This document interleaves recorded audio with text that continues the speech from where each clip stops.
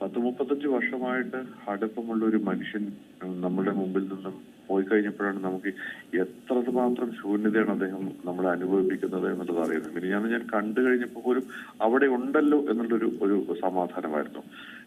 ഇന്നലെ അത് ഇല്ല എന്ന് പറയുമ്പോൾ അത് അവസാനിച്ചു, ആശ്വാസം നിലച്ചു എന്ന് പറയുമ്പോൾ ഉണ്ടാകുന്ന ഒരു വല്ലാത്ത ടെൻഷൻ നമുക്ക് ഭയങ്കരമായിട്ടുണ്ട് എന്നുള്ളതാണ് അത്. അപ്പം അത് ശരിക്കും എം ടി എന്ന് പറയുന്നൊരു വ്യക്തി നമ്മളെ പഠിപ്പിച്ച കുറെ പാഠങ്ങളുണ്ടെന്ന്. കാരണം ഇപ്പൊ ഞാൻ പലപ്പോഴും പല മീറ്റിങ്ങുകൾക്കും പുള്ളി പറഞ്ഞിട്ട് ഞാൻ പോയിട്ടുള്ള സമയങ്ങളിലൊക്കെ പറയുമ്പോൾ ഒറ്റ വാചകമാണ്, എന്ത് പറയുന്നു എന്നുള്ളത് കൃത്യമായിട്ട് ഓർക്കുക.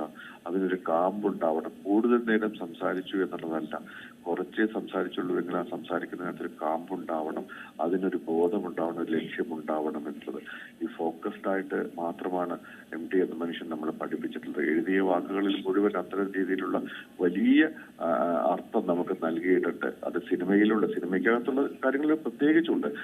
അദ്ദേഹത്തിന്റെ സിനിമയിലെ സ്ത്രീകൾ കഥാപാത്രങ്ങൾ മുഴുവൻ ലോകത്തേറ്റവും ഇതുപോലത്തെ കഥാപാത്രങ്ങൾ ഉണ്ടായിട്ടുണ്ടോ എന്നുള്ള സംശയമുണ്ട്. അത്രമേൽ ശക്തവും തീവ്രവുമായിട്ട് കഥാപാത്രങ്ങൾ ഉണ്ടായിട്ടുണ്ട്. അത് സിനിമയുടെ കഥകൾ സെലക്ട് ചെയ്തതിലും ഒക്കെ എം ടി എന്നൊരു വ്യക്തി കണ്ടതിന്. കാരണം പുതിയ കാലത്ത് ഇത്രമേൽ മനസ്സിലാക്കിയിട്ടുള്ള ഒരു എഴുത്തുകാരൻ മലയാളത്തിൽ ഉണ്ടായിട്ടില്ല എന്നുള്ളതാണ് യാഥാർത്ഥ്യം. സാർ വളരെ കർക്കശക്കാരനായ ഒരു ആളായിരുന്നു. എങ്ങനെയാണ് അദ്ദേഹം, കാരണം മമ്മൂട്ടി, മോഹൻലാൽ ഉൾപ്പെടെയൊക്കെ വാത്സല്യം കോരിച്ചൊരിഞ്ഞു എന്നാണ് പറയുന്നത്.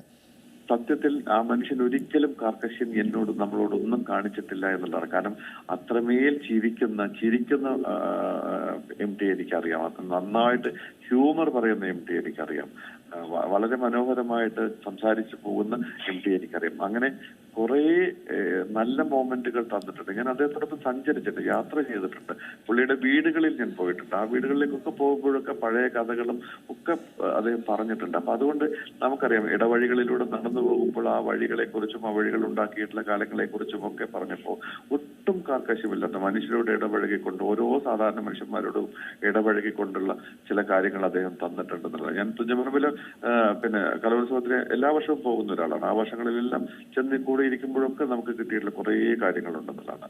അത് ഞാൻ ചില സിനിമകളിൽ കൊണ്ട് കാണിച്ചപ്പോഴും ഒക്കെ എനിക്ക് ഒട്ടും കർക്കശനായ ഒരു വ്യക്തിയെ നമ്മുടെ മുമ്പിൽ കാണിച്ചിട്ടില്ല.